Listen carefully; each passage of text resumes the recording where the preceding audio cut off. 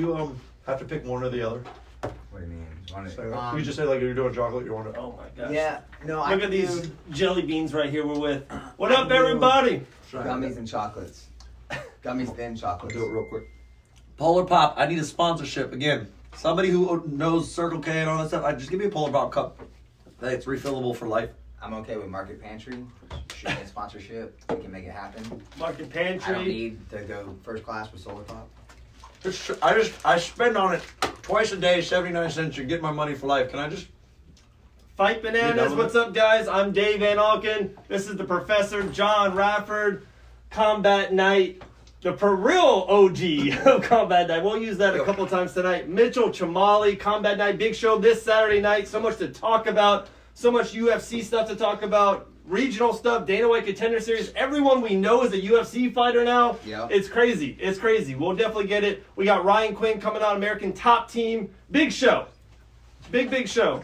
More sponsors. We got Manscaped to talk about. God, that special code DVA20. DVA20. They're putting it in there, you know. I know those fighters need some of that love. All right. Dave, I gotta be a kid right now, bro. You got the stickers on the microphone. Come homie. on, man. You know I'm doing that shit, bro. Dude, we're official. You know we're doing that thing, man. You got the stickers. We do. I'm like a big kid right now. Look at this. You guys see this? You look at that. Oh, how do I flip it to where they can see it the right way? Or am I just always gonna see it No, the you're wrong perfect. way? You're perfect. Oh. What's up, Ryan? We're getting them. We're official. You look. I am when I think of that. Dude, Are I you with told me? you the old school yellow looks like the old WWE stuff. We You're just with need me. the yellow top so we can be like the old WWE, which was WWF. Because what? I hate they had to change that. I know the world wild. Does anybody care about wrestling? Yeah, we'll talk about wrestling all night long. This is gonna be a show. Huh? Hey, what's up, guys? Ryan, what's up, brother? How you doing, man? I'm good. I'm just trying to fix my phone here. There we go. I got it on the stand, the Gorilla Pod, and I think that's as good as it's gonna get. Yeah, but Or I just drop it. Okay, you hear him? What's up, brother? How you doing, man? Good. How are you? Thanks for having me on. Absolutely, man. Absolutely. We, big fans of you personally, big fans of American Top Team, big fans of the Yankees and Knicks. So we got a lot to talk about tonight. We'll have some fun. Oh yeah. Don't forget. Oh, and I know. I'm a Buffalo Bill guy, so we can't even talk about it. Oh, Yeah. I'm a Buffalo Bill. Yeah. I don't really watch football anymore. I don't have time for these silly games. It's fantasy season, sir. It's fantasy season coming up. So we got It's a not football big season, room. We it's got Mitchell Chamale here, promoter Combat Night, taking care of the. promoter. He I knows know. Amateurs. There you go. We got our main man, the Professor John Rafford, here wearing that FRM shirt. You know, just another day in the neighborhood for us. But I like the studio. thanks, man. You know, we're building some things. We got a lot of pictures up on the wall. We got the 88-inch TV on the wall. We're getting there. You know, we're trying to build up the YouTube following like you. Yeah. You see, now that I'm doing that, you take note of these little things. It's like when you're watching a movie and you're shopping for a car. You're like, oh, that one's nice in the driveway. Great point. Well, let's start with that. Let's start with your YouTube show, how we can drive subscribers to your show, what you're doing, why you're doing it. And real quick, before you do that, this is all script. It's what we do best. John, what's my favorite thing in all fight in mixed martial arts? What would I do to start the fight? I would do it the whole fight. Jab. The jab. Ah. That's And his favorite Ryan, thing. it's my favorite thing in the world. The most underrated technique in all of mixed martial arts. I would just fight with one hand and just jab all fight. That's all I do in boxing. Yeah. That's literally all I do. But that was Ryan's last video. St. Ryan, Pierre take it away, basically man. did that. George St. Pierre basically did that towards the end, but no, that's I'm glad he's saying that, everybody, because I put up a video about jabs yesterday, and I just basically, my YouTube channel is basically why it started. I never wanted to do it. Everyone, first of all, I went back to school when I was 28. I'm a communications major, and I just wanted to get in like sports media and broadcasting, and so I understand. So I going back to school at 28. I did too. oh, all right, it's a great year, right? Yeah. Wait, yeah, who needs to go to college at 18 when you can go 10 years later? I said the same thing. I'm so happy. Continue, sir. I'm sorry to interrupt. Yeah, but it still took me 3 years to finish a 2-year school. But anyway, so I wanted to be in sports media and just talk sports all the time. Either that, or I wanted to either do that or be like a general manager of a major sports promotion. But that seemed the avenue I took. And now with YouTube, you can make your own sports channel. And it's pretty amazing. And everyone's been telling me between fitness and martial arts and just a lot of people I talk to. I meet a lot of people at American Top Team. Like, you need to do your own YouTube channel. And finally, by like the fifth person, by like it's 5 different people from 5 different like walks of life. Like, you need to do a YouTube channel. It's like, what? Let me just give this thing a try. And then and of course, people told me that they made some money with it. So I'm like, oh, okay, yeah, I give this thing a try. And honestly, the more that I'm experimenting with it, the more I have fun with it. I was trying to screw around. I had my phone on one of my newest pieces of equipment, the Gorilla Pod. This thing bends in all these crazy ways. Yep. It's a tripod that you could just put anywhere. It's pretty awesome. But anyway, and I'm just messing around with different speakers right now, and that's where I'm at. But if I'm rambling, let me know. But yeah, that's the best part. We got all night. It's Talk all you want. It's on Facebook Live. They give us an 8-hour gap. You know what I mean? Oh. That's nothing. I breeze through that.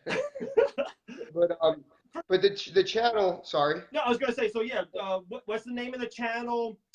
What's the main essence of it? Because the first 4 I've seen was definitely like you teaching techniques, and like one was even just the pull up, push up kind of a thing. One's the jab. Is that gonna be mainly the show? Are you gonna have fighters on? Because we did see there's this fighter that maybe some people know, Jorge, something like that. He gave you a lot of love on the YouTube channel, Jorge Masvidal, the greatest fighter alive today.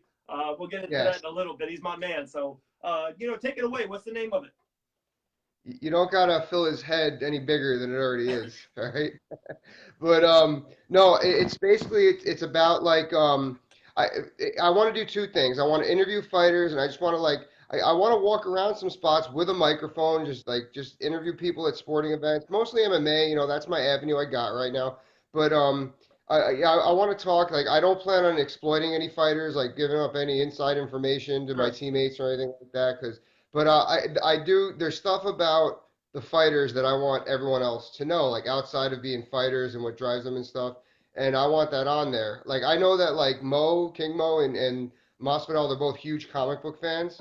And I want to get them on and talk about comic books. Yeah, I am too. So yes, dude, I love that. That's one of the things we kind of do, and we can even do with you if you want. At the end of the show, we always have 10 fun, cool questions. What was your last Halloween costume? What's your favorite day? Everyone can say, hey, how's training camp going? Jorge, you look in great shape. What's the technique? It's like, when you get connected to fighters or coaches, that's when you want to talk to them and support them more. So I think that's a great idea going through that avenue. All right, so I have a question. I'm sorry. Sure. You did it. I have to ask. You hit the fanboy in me. Who is Jorge Masvidal's favorite superhero?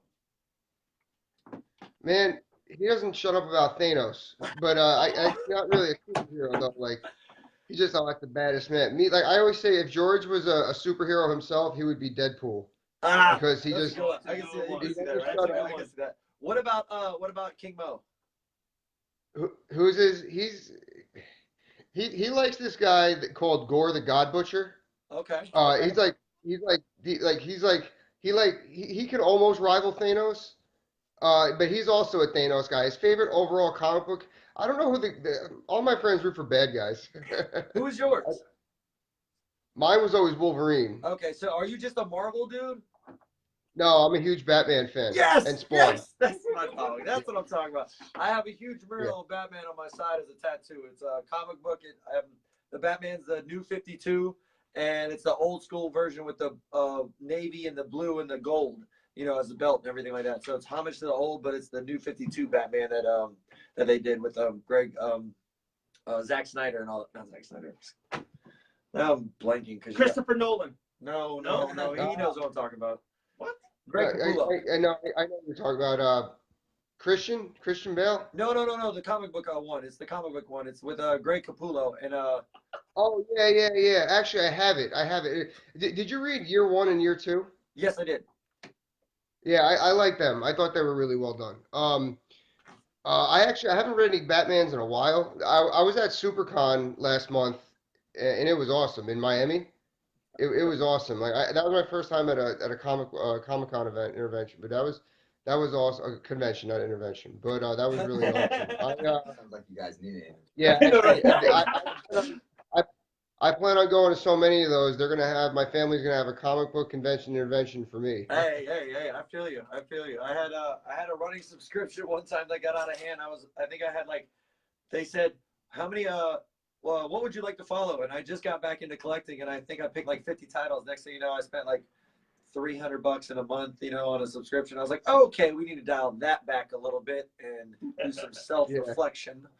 But yeah, I love it, man. That's awesome to hear, bro. That's killer. Batman is one of my favorites, and I'm a huge Flash fan. Well, I'll tell you, a lot of mixed martial artists, a lot of their like I can't think of the word off the top of my head. I find it's like two things that get the people like into mixed martial arts. The first is usually Jet Li, Enter the Dragon, and the second is usually comic books. Like they relate.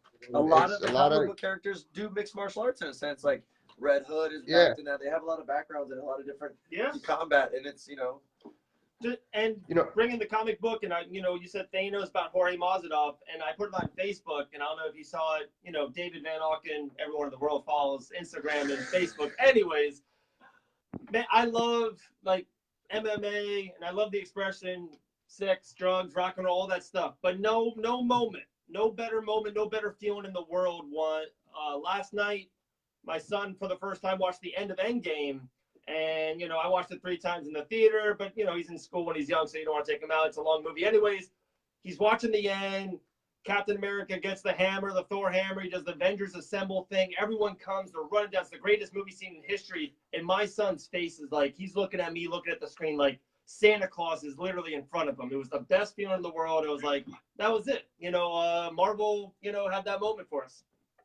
It really is amazing that scene was 12 years in the making. Yeah. Like, holy crap, like 12 years in the making. And it's like, they could pull it off again. They'll do it. But it's like, nobody had done it since. That they really killed it with that. They absolutely killed it with that. They really did.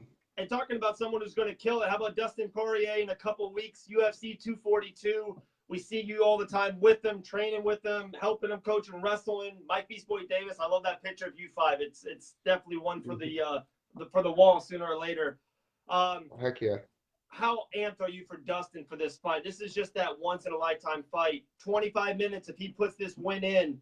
Legacy, history to beat Khabib for the first time. It's like everything's on the line for Dustin. It's incredible. I'm so excited for him. With where the sport is, there are all these heels, as they're calling them, all these characters. Dustin's just down to earth, a family man, works his ass off and knocks people out. He's special, man. Like I can't even like he's Dustin. He's been Dustin. He always will be Dustin, and he's gonna do it. He's gonna do it. He feels great right now. He's in great shape, and he's gonna do it. Very cool. You guys have any questions for him and Dustin or anything like that? Or? No, I mean, Dustin's an awesome dude. I've met him a couple of times. Funny enough, at like charity events. Yeah. He's always donating something to help out with a charity. He's always wanting to be a part of, helping. Oh, that's awesome. Just helping the community grow. So it's kind of rare to find guys like that really spend time, as much time as he spends training, he's also still making sure that he has the time to give back. So that tells you what kind of guy he is. He's helping out the heavyweight, the Bellator heavyweight, Ryan. Is it Ryan Ren? No, it's the heavyweight fighter. He's giving back to his charity. For the water, building the water fountain. The Pygmy Wells. Thank you. He's giving back to that with Chris Wren. There you go. The podcast plug right there. Yeah, I saw him talk about and post something about that, but I saw. Yeah, I'm not surprised he's involved with that. He's incredible. Kind of person he is. Yeah. And like the Dustin story, I've been down there a couple times, saw you a couple times down there, American Top Team. And last time I was there with Mike. Mike was there for the first couple of days. And 82 fighters are fighting on this on the big mats. They're wrestling PFL, Bellator, ONE FC, UFC. And I usually don't. I usually am pretty cool around people and fighters. But I saw Dustin. His hair was looking really good that day. And I was like, as soon as he got off the mats, I was like, shoot.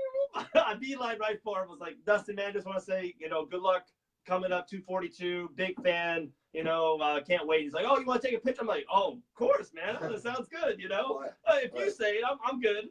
And it was like the first picture that I don't think I had better hair than the guy I was in with. Like, I think Dustin had me beat. That's hard, bro. It is. That's hard because that stuff's gorgeous. Thanks, man. Yeah, he's ridiculous. But I fanboyed out in the back at Mike's fight. As soon as I saw him, I Fort stopped, Lauderdale? just stopped, froze, said, "Sir, can I get a picture with you, champ?" And he was the nicest person ever. It was amazing. Yeah, he is. He's nicest awesome. person ever. He's awesome. And his daughter just had a birthday, I think. Yeah, I saw that. Yeah, today or yesterday. That's very cool. Very cool. Can we talk a little bit about Jorge? Yeah, let's go. Let's talk a lot about Jorge. Let's talk a lot about it, right? He's the man. On the Fight Bananas show, when I feel like back in the 90s, us basketball fans, we had Jordan on a pedestal. That's how I got Jorge right now. He's just my dude. He's my guy. He was down there for Dean Tool Promotions down there in Pensacola Bay. Spent 48 straight hours with them. The coolest dude in the world, And he just knocked out Till. It was only like a couple weeks after that. And, Jorge, he's in an all-red jumpsuit. And we're at places where you can drink and have fun at. And every man in the world and female are going up to him saying, hey, can we get an autograph picture? Jorge said yes to every single one, spent time with every single person. He was just the coolest down-to-earth guy. And then he knocked out Ben Askren in 5 seconds. So just icing on the cake.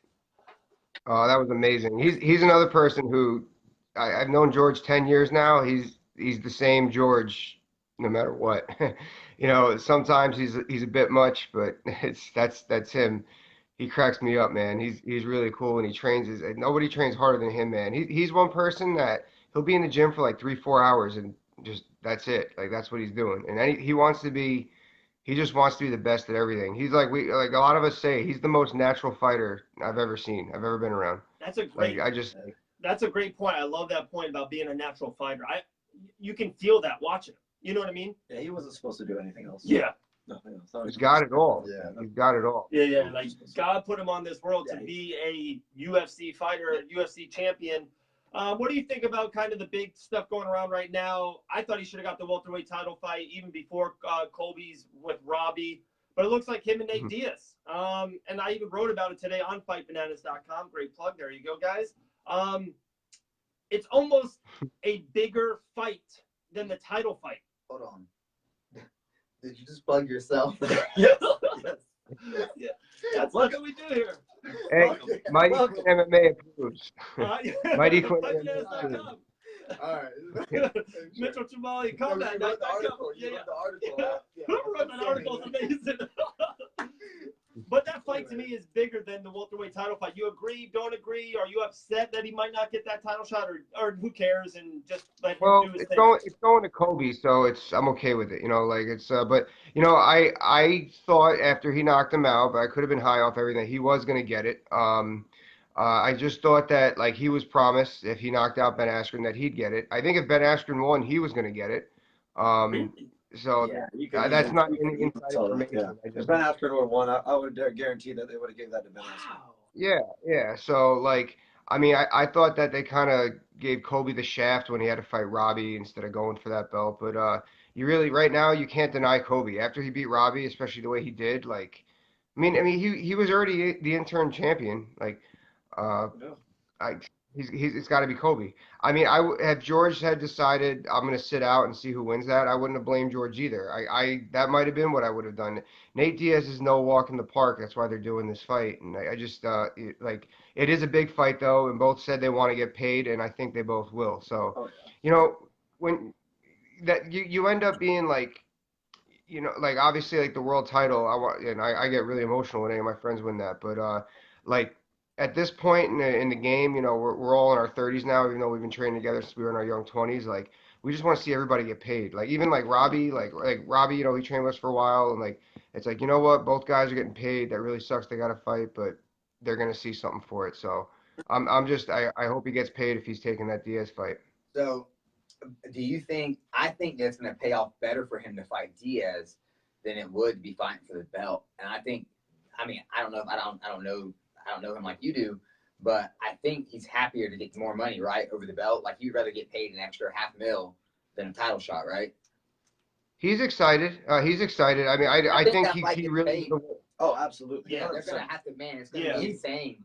Dana White I just think admitted that for the either first way- time either that way. Nate Diaz is a needle Yeah. mover. Yeah. He knows just said Jorge that. is. And Jorge is Two obviously. needle movers fighting each other. There- That doesn't happen It's a main often. Yeah, event. that's what I'm saying. It might be on That does not Fox. happen often. It's main ESPN. event ESPN pay-per-view or I maybe free.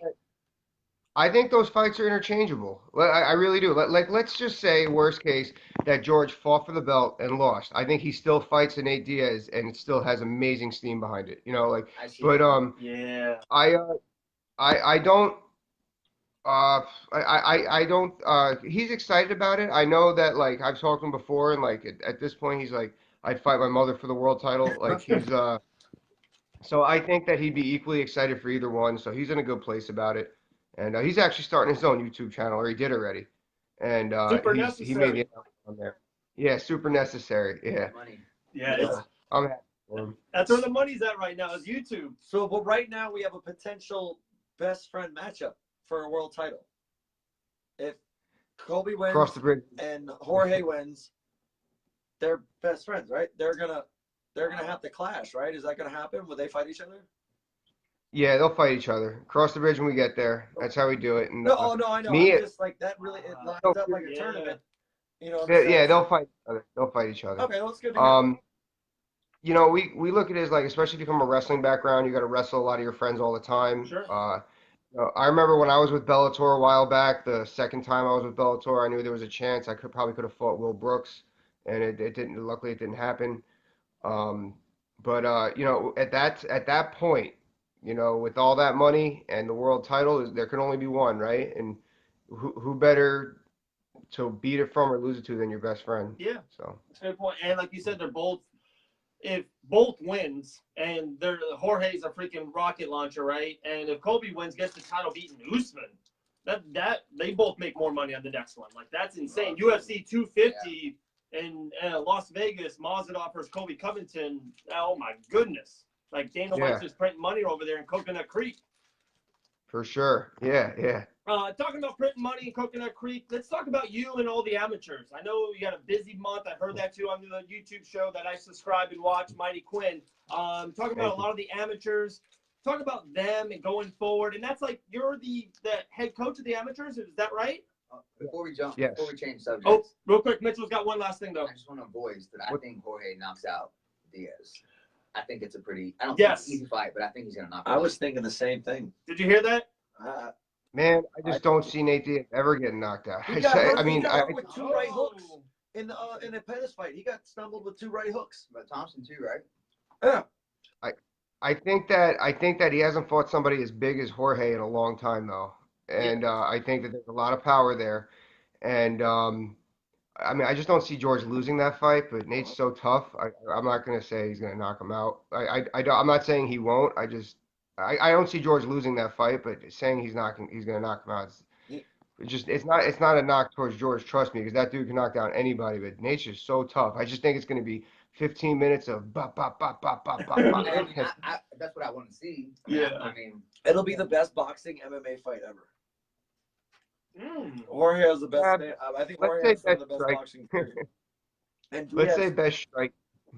Yeah, because Jorge's pretty good with his knees. I don't know. I heard. I've never seen it, but I heard. I think he's pretty good with the knee. But Yeah. I could see him finding head movement off the center line with those long strikes. Diaz likes to throw, coming up with a 5-2-3 and putting him on the mat. Whoa, That's just me in my head. I'm sorry. 5-2-3. But yeah, take it to talk about the amateur shows. You know, I know there's the show that does in Fort Lauderdale. You know, Combat Night, put some amateurs on the card. You know, pretty great promotion over there. So, you know, talk about what you do for the amateurs down there at Coconut Creek. I run the amateur program. I try to mimic it as well as I can as the pro program, but like they got to learn a little bit more than the pros do. So I got to just slow things down and make them know the whys and the hows. And we're on a roll. We're doing great. We've actually won our last 9, which is awesome. Yeah. And we got 7 fights in September, 4 of which are title fights, and then we got 3 or 4. Mitchell might know in October for him, and 1 of which is a title fight. So we're really busy. We're rolling. I couldn't be happier. Like No, yeah. Sorry, what'd you say? Sorry, Mitch? October 5th, Clash of the Titans. Yeah. Yeah, that's the one in South Florida. Yeah, Coconut Creek. And they're all they're locking arms. They're all being teammates for each other. And, being a coach, seeing that you could put that atmosphere in play, like that's something I never realized until I was a coach. And like, I'm happy that like, it's a great atmosphere and everyone's pushing each other. And I really love doing it. I pretend it's like a college football program and I'm like a Nick Saban, or Nick Saban's a thing of the past now. Who's the Clemson guy? What's the guy? How about Who? Sorry? Dabo Sweeney. Yeah. Either one of those is a good way to look at it. They're running it that way. Yeah. Either way is a good way to look at it. I'm an Irish fan though, so I like to pretend it's Irish with one of those guys at the helm. That's what I'm pretending. But yeah, I'm having a lot of fun, and the gym's happy with the program, so it's all good things. Really cool, man. A couple more things. We don't. Real quick, just a comment, because I work with Quinn when it comes to amateur fights, and we've had some of the pro guys from ATT as well. But man, he's one of the best ones in the game when it comes to working with and being able to talk to about stuff and staying on top of things. And it's crazy. I feel like if you're gonna fight, you should know that you need your medicals. Like, you need blood work, you need eye exams, and like some of these fighters just have no idea, and they don't have anyone telling them, because they think, coaches sometimes think, oh, that's an obvious thing, but man, Quinn's guys always show up with their stuff. They're always, on time. They put on great shows, great fights. So, man, we love working with Quinn. That's awesome. That's awesome, man. We're being too nice to you right now. We got to definitely go on a roller coaster. We got to start jabbing at you. But before we do that, before we go into some sports stuff, can you throw out an underrated stud, amateur or pro? It could be a huge name. It could be Kayla Harrison. It could be, JDS, whatever. Or it could be someone that maybe we don't know, or the big MMA community doesn't know as well, who in 2-3 years down there at Coconut Creek is going to be, it's a silent monster right now. Maybe 3 years ago, Dustin was a guy in the division, 155, but he wasn't who Dustin Poirier is now. Who's a guy like that in 3 years, 2022 UFC main eventer at American Top Team? Okay, well, I got 3 pros off the top of my head right now. Okay. One of them signed with Bellator, currently in a developmental deal. His name's Johnny Eblin. He's a 185-pounder. And that dude is like, he was a great wrestler, and he came in and he just picks everything up, and he's just like a sponge. He's awesome. We got I think he's a 35-pound. Actually, he's fighting this weekend. Danny Sabatello. He might be a featherweight. This dude is a total stud. He's going to be in the UFC definitely by next July. Like, I really think that. Wow. Like, he's a total stud. Okay. He's just aggressive, and he's another one who just like, he just picks everything up. I always see this kid like walking to the gym, like, bro, you want to ride? He goes, nah, I'm just, I like walking. I'm just getting in my zone. Like, he's just like, he's got the eye of the tiger. And and Kayla Racho, she's a 115-pounder. She's turning pro next week. Yeah. And she might have the best boxing in the gym. She's a total stud, and she works her ass off. And I'm really excited about them. They're probably my 3 favorite fighters right now. I'm sorry, you're like about to say something. I don't want to cut you off. Real quick on Kaylee, it's funny you said that. When I was there 2-3 weeks ago, Ioana's in the room, Raquel Pennington's in the room, Tisha's in the room getting ready for the fight, and I go to Kayla after practice. I go, like, you sparked. Like, I watched you, and I'm watching Ioana, and you have something. Like, it's like, she was just so smooth. Yeah. I gave her a good comment. We went back and forth. She's going to be on the show soon, actually. So, Kayla's a future superstar. Yeah, she's awesome. She's a great girl to be around. Real sweet. She's awesome. The amateurs, I got a few too. I got 3 or 4 that come to mind. First being Ann Ribeiro. She's Bigfoot's daughter. Yeah. And she's got that raw natural talent. She's awesome. And she's fighting for one of the titles in September. And I'm really looking forward to her future. She's real bright. Fernando Reyes, who's a kid who actually, I couldn't get him fights at 170. He started the same time as another guy, and this other he's coming up on his 8th fight, and Fernando has 2 fights, just nobody wants to fight him. He's just like, Nicholas kicking my foot right now. What did you say? Serious. Like, yeah, he wants bad luck. No, like he's given us his name at least 3 times. It just is not happening. Just doesn't connect. People just pull wow. out. Yeah. Mike Beast Boy Davis Jr. It looks like. Yeah. He's a big boy too. Yeah, I mean, it's gonna be there because he's got to fight. Sorry. Fernando's like he's a big dude.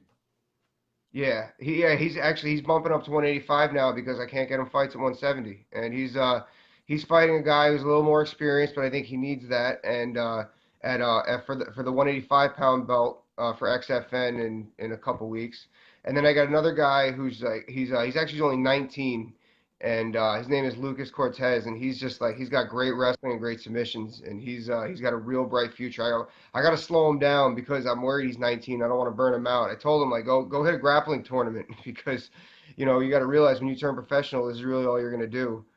Just keep yourself fresh. But he's a good kid too, and I got a bunch of others that are just like that are blossoming and blooming, and they don't even know it. And it's a lot. I probably got like 15 active fighters right now, between 12 and 15, and I got about 25 that train. So it's really awesome. With that, do you want more than 12, 15, or is that just a sweet number for you? It's right in the sweet spot. You don't maybe too much is too much, or yeah, you'll take 3, 4, or 5 more studs. I'm never gonna say no to a talent, that's for sure. But right now it's working out well. Like it's like me, like I'm at a fight like every other week, every 3 weeks, and I'm trying to you can ask Mitchell. I try to like just clump like 5 or 6 of them on one card. Actually, I got 7 on one card in September, so I thought that was luck. It's not. It sucks. I'm not gonna be honest. Oh man. But yeah. So but the more fighters we gotta space them out, But no, I'm happy that I have a bigger program, and I'm happy that it's growing even more. Very cool, man. Very cool. One more kind of major MMA question, more conversation, more debate. Something we love talking about on this show is we bring it up all the time, especially with fighters, and it's going to be great. Fighter/coach. We always talk about the MMA Scoreboard. It's 2019. It's mind blowing that 15 years ago, our kids were like, yeah, you can smoke on an airplane. It's crazy that, and people, the UFC at the Amway Center doesn't have a scoreboard. And I'm not talking about changing the score. I'm not talking about different scoring systems. There should be more 10-8 rounds, but I'm not talking about that. I'm just talking about after the first round, blue corner, red corner. Is it Mike Perry or is it Luke K? Right away, 1-0, right? And it's just, or 2-0 if it's a 10-8. It can just let all the fighters know, let all the coaches know what's the score going into the third round. Is it tied, up, losing, championship fight? What do you think of this? We talked about it. There's so many assets we hear. There's 1 or 2 negatives, especially with Mitchell. So we'll get into it. Dean Thomas has been he's been on that for years, that MMA should reveal the scoring. He's been on that for years. I'm like, no, it's whatever. You don't need that. We came up with a compromise, though. I think that, for the most part, you think you know where it's going. I don't mind it. Like every other major sport shows the score. Sure. So you're absolutely right. There's no scoreboards, and there should be. And I think it would be fine if, let's say, it's a 3-round fight. If you reveal the first 2, and then you wait till the end for the judge's decision for the third round. Yep. Like, 100%. Still have some surprise there, but I guess the surprise factor is part of it.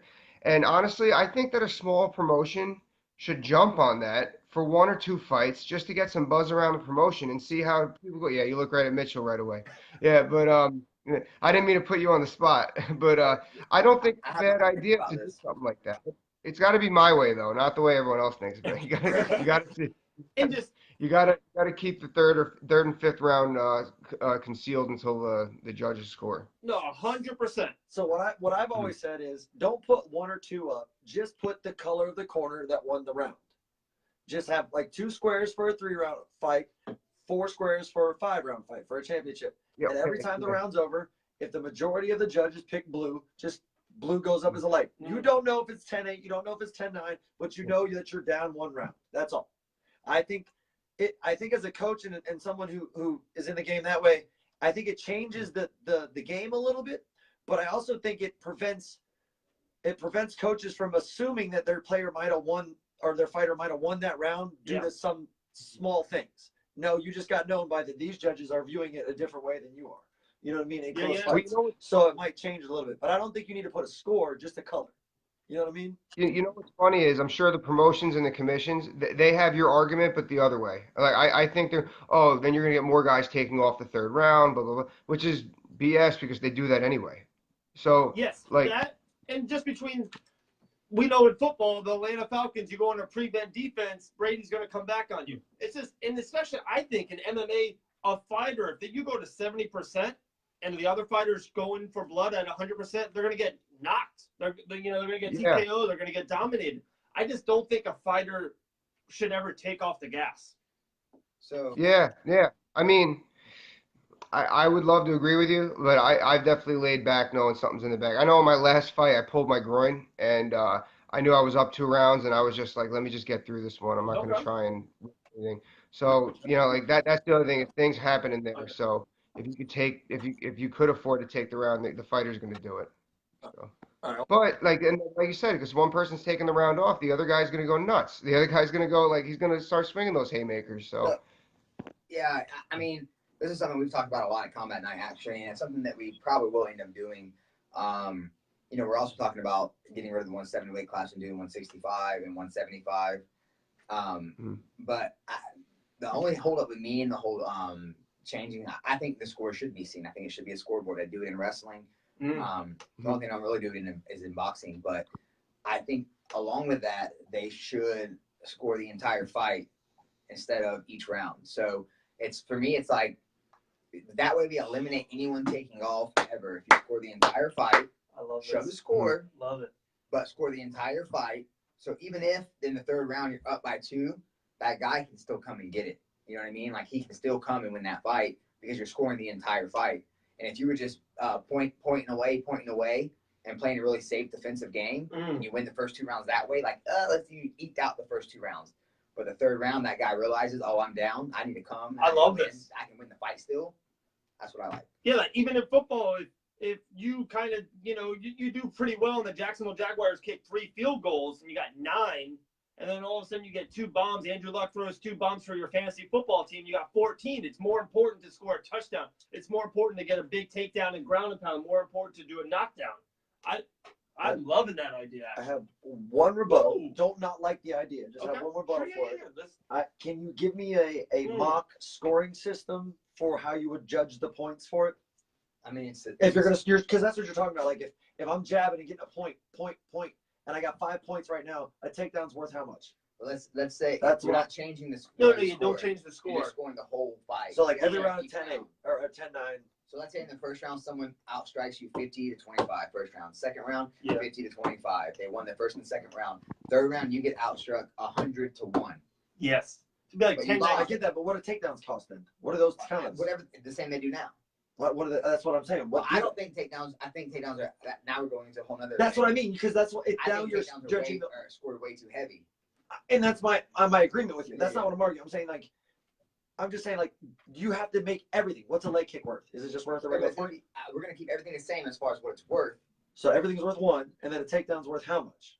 Whatever that's where it gets. You know what I'm saying? As far as you should judge the whole fight. I agree with you, but there has to be some type of point system if that's the way to go. You know, is it like that, Ryan? Yeah. I mean, I always personally, I guess everyone does. I have my own ideas for scoring. I think that with takedowns, something has to be done after the fact. Yeah. It's like in wrestling. You have to bring them down and flatten them out now in some styles of wrestling. In MMA, you got to take them down and hit them a little bit, or at least pass them out or something. You can't just take them down and then let them come back up. That's a jab. That's the same thing as a jab. If you just drop him on his butt and he pops back up, I agree with that. I don't know. That's good. Everyone has different scoring. So maybe with this generation of fighters, now a generation has seen MMA, the scoring will be a little more on the same page, as opposed to just a boxer, a kickboxer, and a wrestler just going in there and judging MMA. But time will tell what ends up happening. There's another thing about the scoring that I don't like. It's not really talked about a lot, and I'm probably in the wrong for saying this. People are going to say I am. But there are some people, when they say in MMA you're supposed to score if someone gets knocked down, it's automatic 10-8 round. And a lot of people think that's the way it should be scored. If you get knocked down, it's automatic 10-8 round. But I disagree. I think because it is MMA and there's not a 10 count standing up. Sure. Get your bolts back. That person has the opportunity to jump on top of you and finish you. That person has the opportunity to get on you and submit you, strikes. There's multiple ways that they can finish that fight. So just because you get rocked, you kind of wobble. That's different if you get rocked and you're on. You're like, you just barely survive, like Frankie Edgar, Gray Maynard. Yes, that's a 10-8 round. That's 10-8. Yeah. But I'm saying you get wobbled or you drop, you get dropped for a second, but you recover and guard, and you end up getting up, and you finish around decent, Yeah. I think Still yeah. 10-9. Yeah, 10-9. I agree with that. So a lot of people are saying they think that, or maybe it is even that if you get dropped, it should be 10-8. I don't know. I agree with you more. I don't have a problem saying it either. If you hit somebody and drop them, and then they get back up and fight the rest of the round in MMA, that's not 10-8. Yeah. It's you Especially beating if them the other guy one beats side. the other round. You know what I mean? A one-sided. If a guy beating. has a 15-second knockdown and the other guy wins 4 minutes and 45 seconds, no, it could be 10-9 of the guy who gets the major knockdown, but 10-9. But if that guy knocks down and then dominates for 5 minutes, I like the 10-8. Yes. I like more domination. Gotta be whole dominant Deserve it. round. Yeah. Yes. Ryan, man, we really appreciate your time. I know we can't stay here all night. Thanks. We got 10 cool, fun questions, but before that, yeah, definitely I want you to plug the YouTube channel again. We have a lot of people recycling in and out. We're gonna put this show on our YouTube page. If you want it, we'll send it to you. You can put it on your page too to promote it. But Love yeah, it. promote that. Talk about your social media platforms, and we'll take it. Mighty Quinn MMA everywhere. It's at Mighty Quinn MMA Instagram, at Mighty Quinn MMA on Twitter, Mighty Quinn MMA on YouTube. And yeah, that show is going to be a lot of fun. As far as talking to the fighters, I like to think of it like that Netflix show, riding in cars, comedians drinking coffee, or whatever the hell it's called. It's Yeah. going to be like that for MMA with me. And then I just want to go over techniques that some people are scared to do, or just basic techniques that I think people should know. And I want people to see that it's okay to walk into a gym. It's not intimidating. And now if they have questions and I'm having a hard time, like, oh, I couldn't get that in the class, I'm like, here, now you have reference for it. So that's basically what it is. But let's see these questions. Okay, real cool. You ready? Yeah. Your first job. Landscaping. Your favorite movie. Con Air. Oh my. Okay. Good one. Put Good one. the bunny back in the box. Wow. Mhm. Who would play you in a movie about you? Colin Farrell. 2002 Colin Farrell. Oh my God. What's more important to you, Wi-Fi or toilet paper? Wi-Fi. I love it. If it's not a Saturday and you don't have a fighter on a fight, or if you're not fighting, what's a normal Saturday night in your life? Watching baseball or a movie with my wife. Pretty good. Describe yourself in 3 words as a teenager.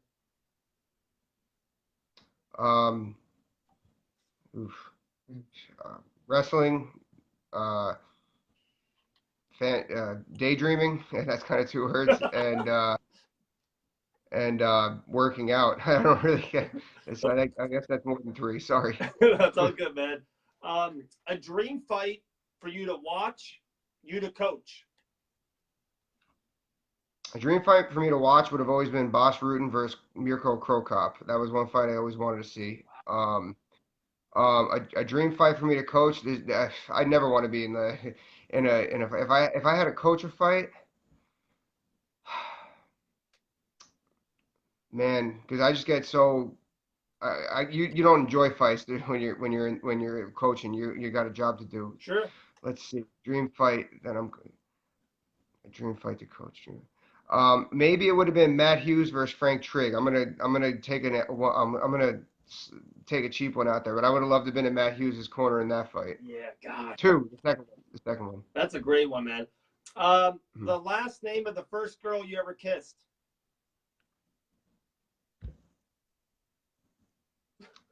I think it was Cavero. Your favorite album ever. Favorite album ever? Michael Jackson, Thriller. Classic. 2 more, my man. Your least favorite sparring partner. There's always someone Hector. that goes a little bit extra, a little bit smelly. There's always that guy. Hector Lombard used to be. That's what Mitchell said. I knew it. But he was actually good to me. He was actually good, but he just hit so hard, and he didn't even know how hard he hit. Great. And actually, Luis Palomino used to hit the hardest out of everybody that I ever gone against. Yeah, he was a And hard. he likes to. Yeah, I've sparred with him a couple times too. He likes to throw. That's great. That's He great. don't care how small you are. The last one. What's your favorite podcast or YouTube show? It's a tie. Fight Bananas and Mighty Quinn MMA. There you go. There you go. Yes. My man, thank you so much. Ryan Quinn, American Top Team. Good luck to you and all your fighters. Can't wait to watch Dustin win that championship belt. 25 minutes will change his life forever. And I guess go Jets for you. Sam Darnold going 10-6 this year. 16-0. Come on. What's a real? Oh yeah, record? 19-0. Huh? I said, oh yeah, 19-0. 19-0. If you had to go right now on a limb, put money on Vegas, what's the Jets' record? I'd go 9-7. Me 9-7. Yeah, me too. Yeah. Mosley up the middle, Jamal Adams up the middle, Bell, Darnold, 9-7. 9-7. And they got a favorable schedule this year. Oh, really? Bell doesn't have a good year. Mm-hmm. Wow. Ryan, man, appreciate it very much. Have a great night. We'll talk to you very soon, all right? Later, guys. Thanks so much. Hey, brother. Have a good one, man. Good talking to you. Classic. Wow, great talk there with Ryan Quinn. Don't that one yet. Oh, the other one. My bad. Oh, where'd it go?